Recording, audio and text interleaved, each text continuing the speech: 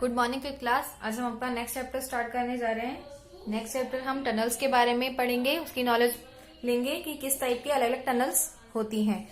Lights and the end of the tunnel. Tunnel आप देखते हैं किसको बोलते हैं? जो सुरंग जो होती है, टनल को हिंदी में बोलते हैं जो सुरंग होती है, one side to another side pass way के लिए।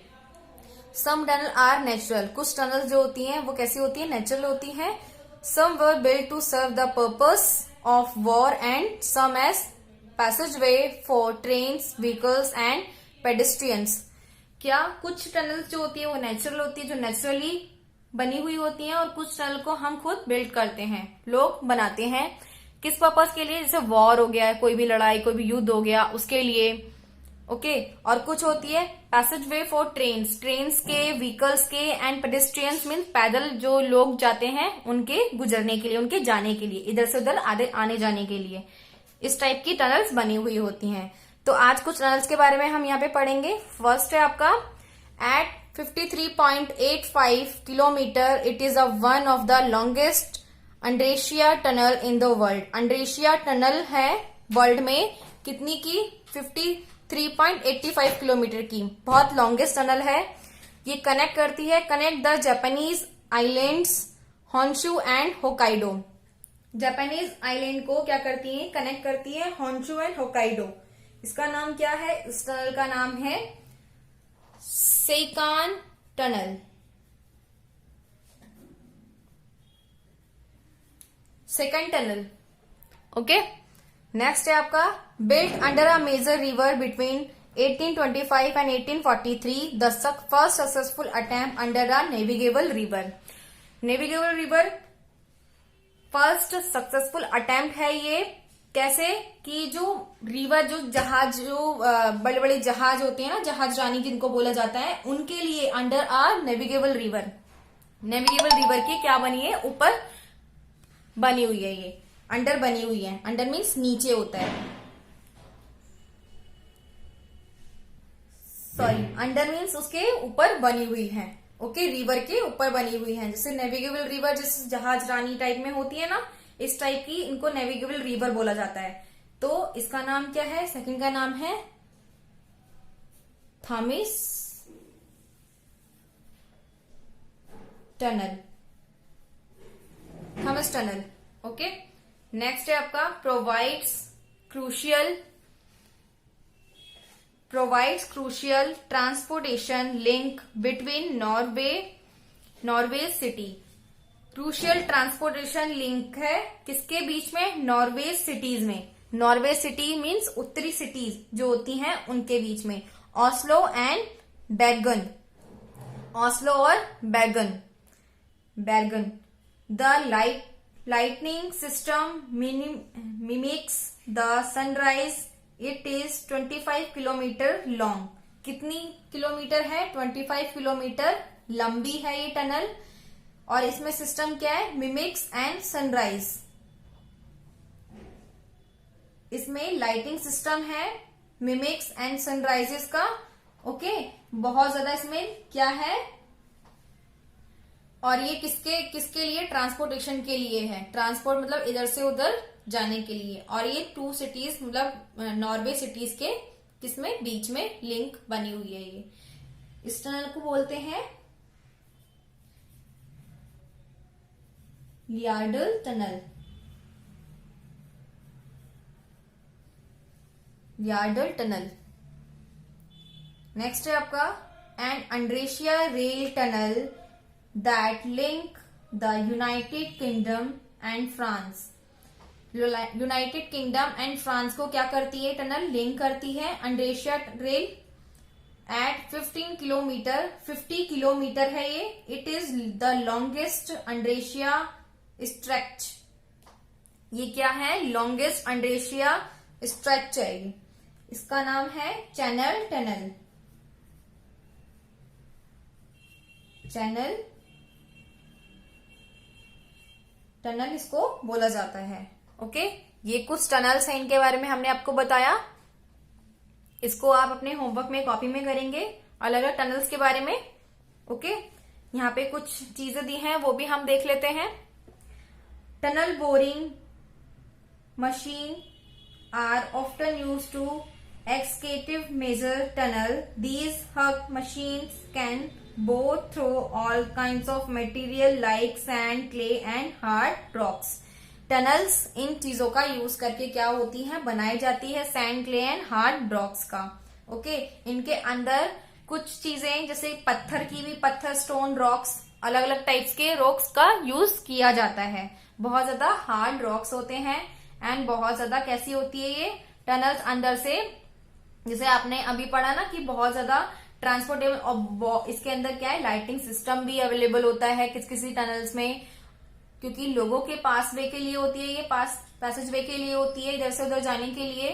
तो इसी वजह से इन टनल्स का यूज किया जाता है। ये टनल्स ऐसी होती हैं कि कहीं भी कुछ भी, अगर कोई भी इमरजेंसी हमें पड़ जाती है तो हम इन टनल का यूज करके एक जगह से दूसरी जगह हम जा सकते हैं। ओके क्लास, आपका आज का तो ये है, और एक नेक्स्ट चैप्टर है आपका, डिस्कवरीज गैलरी। डिस्कवरीज गैलरीज, ये अलग अलग साइंटिस्ट हैं, इन्होंने अपनी अपनी क्या अचीवमेंट्स इन्होंने ली हैं, किस किस तरीके की, वो हम आज यहाँ पे पढ़ेंगे। Brilliant scientist from many fields like biology, physics, astronomy and chemistry have found answer to puzzling questions and achieved tremendous progress. Brilliant scientist हैं, इन्होंने अलग अलग फील्ड में, चाहे वो बायोलॉजी हो, फिजिक्स हो, एस्ट्रोनॉमी हो, केमिस्ट्री हो, अलग अलग फील्ड में क्या है, अलग अलग पजल्स के क्वेश्चंस, उनके आंसर्स क्या है, फाइंड किए हैं, उन्होंने अचीवमेंट एंड प्रोग्रेस ली है इस चीज में। Okay, given below are some achievements by famous scientist. यहाँ पे कुछ अचीवमेंट्स दी हैं फेमस साइंटिस्ट की, इनको क्या करना है, हमें आइडेंटिफाई करना है कि उनके नेम्स, यहाँ पे साइंटिस्ट की आपको पिक्चर दी हुई है, उनकी अचीवमेंट दी है कि उनकी अचीवमेंट क्या थी और उनके बारे में बता रखा है, आपको उनका क्या करना है, नेम आइडेंटिफाई करना है कि ये कौन से साइंटिस्ट हैं। ओके, तो फर्स्ट है आपका a French chemist and microbiologist enhanced the understanding of microorganisms, the causes of disease and disease prevention। ये एक फ्रेंच केमिस्ट है, इन्होंने क्या है, एनहांस किया है अपनी अंडरस्टैंडिंग को, और क्या पता लगाया है कि माइक्रोस्कोप देखा है ना आपने, माइक्रोस्कोप जिससे हम कुछ भी छोटी चीजों को बड़े आकार में देख सकते हैं, उसी तरीके का यहाँ पे इन्होंने इन्वेंट किया है। ये इसको क्या करा है इन्होंने, अचीवमेंट की है, इनकी बहुत अचीवमेंट है। किसी भी डिजीज, उसके कारण, उसको कैसे हो ये माइक्रोस्कोप होता है ना, उसी की तरह ही एक मशीन होती है। तो अलग अलग डिजीज के, उनके कॉजेज के बारे में, उनके कॉजेज मीन्स उनके कारण के बारे में हम पता लगा सकते हैं इसके थ्रू।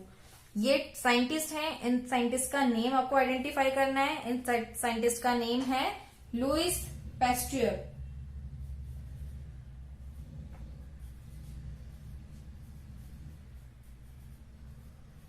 Louis Pasteur. नेक्स्ट है आपका second, showed that blood circulate in one direction around the body pumped by the heart।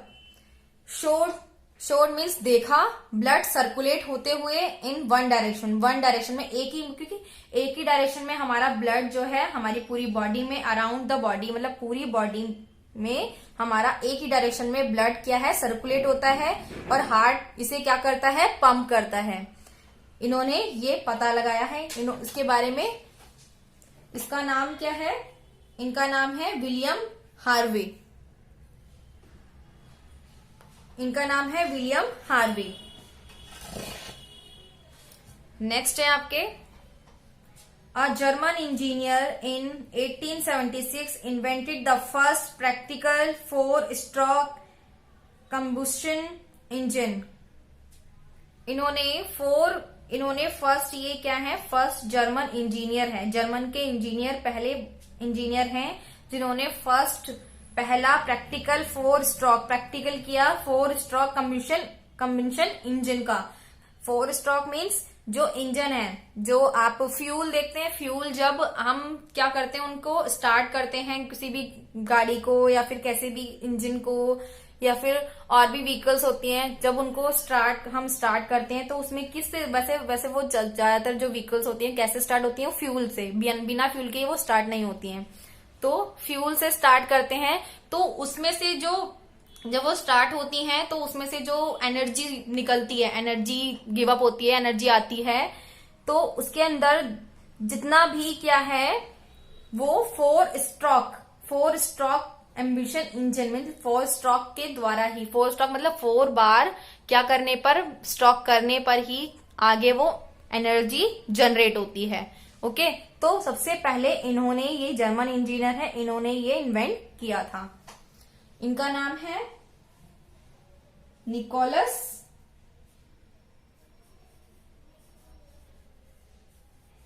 Auto. Nicolas Otto. Fourth है आपका developed the theory of universal gravitation, gave the 3 law of motion. Gravitational force के बारे में इन्होंने बताया कि कुछ भी चीज आप ऊपर फेंकेंगे तो उसमें ग्रेविटेशनल फोर्स लगता है, यूनिवर्सल फोर्स लगता है। तो क्लास 3 लॉ ऑफ मोशन किसने दिए थे? इसाक न्यूटन ने। नेक्स्ट देखिए, invented the telephone, studied the human voice and experimented with sound. किसने किया था ये? अलेक्जेंडर ग्राहम बेल ने। आप देखते हैं टेलीफोन का इन्वेंट किसने किया था? ग्राहम बेल ने।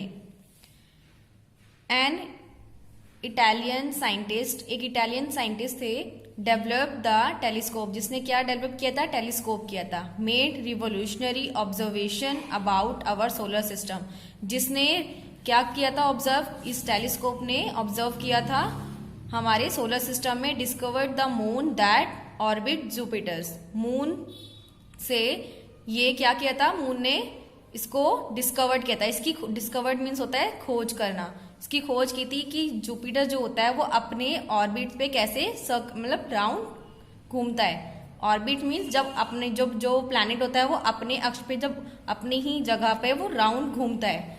ओके, तो किसने की थी इसकी खोज? गैलीलियो गैलीलेई ने। ओके, नेक्स्ट देखिए, नेक्स्ट है आपका an English naturalist and geologist, his revolutionary theory established that all species of life involve from common ancestors. सारी जो स्पीशीज थे, जितनी भी प्रजातियां होती हैं, उनकी लाइफ, उसके अंदर इनके एंसेस्टर्स का मीन्स होता है उसके पूर्वज जो होते हैं हमारे, उनके कॉमन पूर्वज, वहां से जो उनकी लाइफ में होते हैं, जैसे कि हम अपने पूर्वजों के अकॉर्डिंग कैसे होते हैं, ठीक है, वैसे ही जो ऑल स्पीशीज, जितनी प्रजातियां होती है पक्षियों की, उनके लिए उनके सारे पूर्वजों के बारे में उन्होंने क्या किया था? उनकी खोज की थी कि किस तरीके से अलग अलग होते हैं। ये देखिए, आपने ये पिक्चर्स बनी हुई है, इस तरीके से उनके एंसेस्टर की उन्होंने क्या की थी? खोज की थी। इनका नाम क्या है? Charles Darwin. ओके, आपका चैप्टर ये यहीं फिनिश होता है। आप होमवर्क में ये कीजिएगा, और जो नेक्स्ट मैंने चैप्टर पढ़ाया है वो भी आपको होमवर्क में करना है। ओके क्लास, आज के लिए सिर्फ इतना ही। Bye, take care.